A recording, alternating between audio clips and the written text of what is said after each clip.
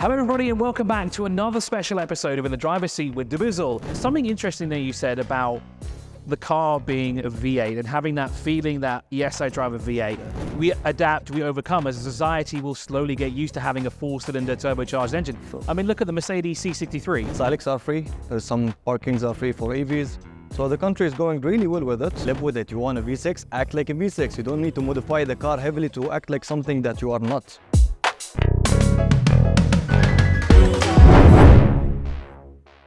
On this episode, we have another automotive influencer, and while we've been setting this up, we've been catching up because, well, we run into each other every now and then, but finally I've got him to sit down for more than 5 minutes. Alaa Jamal, thank you so much for joining us.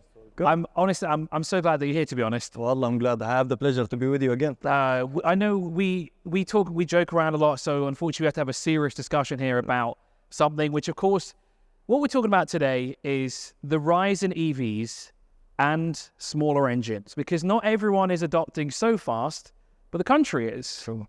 See, EVs, people look at it at two ways. It's either luxury, it's either fuel efficient.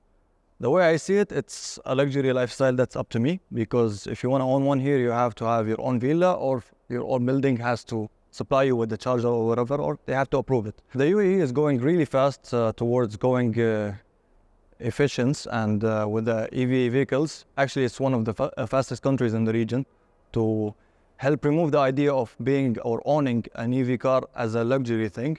So that's on the good side. I will hope I will see more of EVs in the street. They're making it easy to people to buy one, and as you can know, I think silence are free. There's some parkings are free for EVs. So the country is going really well with it towards that step for being eco-friendly, but to me, I still believe that you always need a petrol or gas car in your house. Even if you own an EV, you can't fully depend on EVs.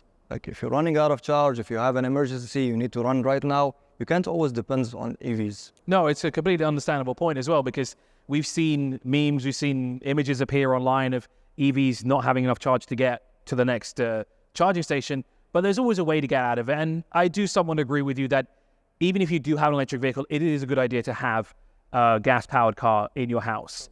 And with that said, petrol-powered cars are becoming quite interesting nowadays, because we were used to big, massive V12s, V10s, V8s, everything like this with massive liter capacities. Now we're going into smaller, more compact engines, kind of like this Audi RS3 here, which is a 2.5 five-cylinder engine. But bigger cars nowadays are now coming with smaller engines. We're getting four-cylinder engines in big SUVs. Let's take the Prado, for example. What is it, a 2.4 or 2.7 litre engine? Yep. With the hybrid system as well. Then there's the diesel. But when you think of the Prado, you think of the 4.0 V6. You don't think of a 2-litre engine, do you? Yeah, it's actually a better engine from the previous generation, but people just look at it, oh, it's a four-cylinder, we don't need it. We need a bigger engine. But if you try the car, it's performing way better than the previous engine. And unfortunately, yeah, some brands, they're deleting their sport V8 supercharged, and they're going with four cylinders. We can see it in Mercedes, and I think with Dodge, they're going EV also with the chargers. So yeah, people have to, I don't know, live with it, as we've seen it in the Formula 1s, even like from bigger engines to smaller to 6 cylinders. Eventually it's gonna happen. And it's performing well. We just have to adapt and wait. And I think we can get over the fact that you don't need that much of cylinders. So yeah. No, I think you summed it up pretty well there. We adapt, we overcome. As a society, we'll slowly get used to having a four-cylinder turbocharged engine. I mean, look at the Mercedes C63. It's a four-cylinder, 2-litre turbo, and it cranks out 600 horsepower. When you think about it, you don't think of a small little engine block cranking out that much. Think about it. Back in the day, we had engines that were, 20-plus litre engines. They cranked out 100 horsepower. I mean, there's that. I can never remember what it is. It's some estate wagon, and it's got I think it's a V12 plain engine. Okay, it cranks out 1,000 horsepower, but there's no need for that, right? You don't need something that big. It's also about the masculine feeling, like, oh, I have a V8, I can feel it, I can hear it, it gives you the rush.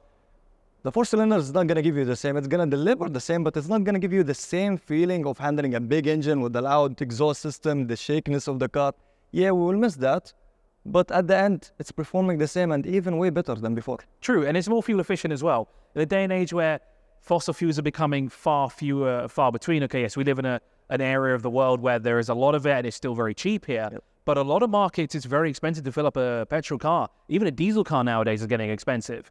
But something interesting that you said about the car being a V8 and having that feeling that, yes, I drive a V8. Yeah.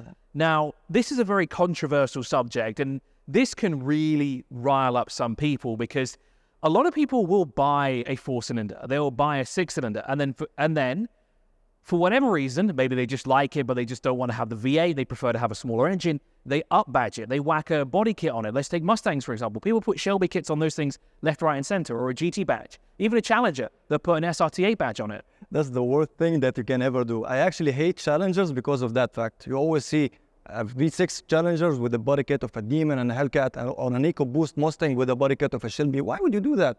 We start to hate that car because of people modifying the car but getting smaller engines.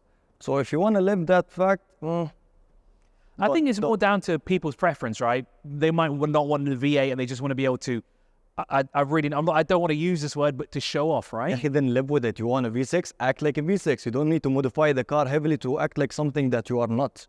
Khalas, if you don't like it, you don't support it, you can't afford it, live with it. No, I mean, you summed it up pretty well there as well. I'm sorry. No, I mean, a lot of people do it. It's funny because I came across a Reddit post the other day. Someone had put a Honda badge and a Civic badge on a Tesla of all things. They even put the fake exhaust at the bottom. Who are you fooling? You're driving a Tesla. It's very distinct from a Civic. You're not going to fool anybody with that. But listen, even the worst part about doing that, it's making the car even heavier. So if you have a V6 or an EcoBoost and you're slamming all that fiberglass body kit on it, you're making it slower, by the way. So back in the days, I used to support that, let's say, because I had an E36. And if you want to change it to an M3, you don't need that much of a body kit. It's just a front bumper, side skirts, and a small spoiler. That looks nice, okay, but people are going way too far with it. Like a Shelby body kit with suicide doors and gas splitters or whatever that splits windshield water. Not even knows. So that's too much. You don't need all of that. Well, I mean, each to their own, right? What do you think? Let us know in the comment section below because we'd love to get your thoughts. And Alaa, thank you so much for joining us. It's been a real pleasure. We'll see you on the next episode of In the Driver's Seat with dubizzle.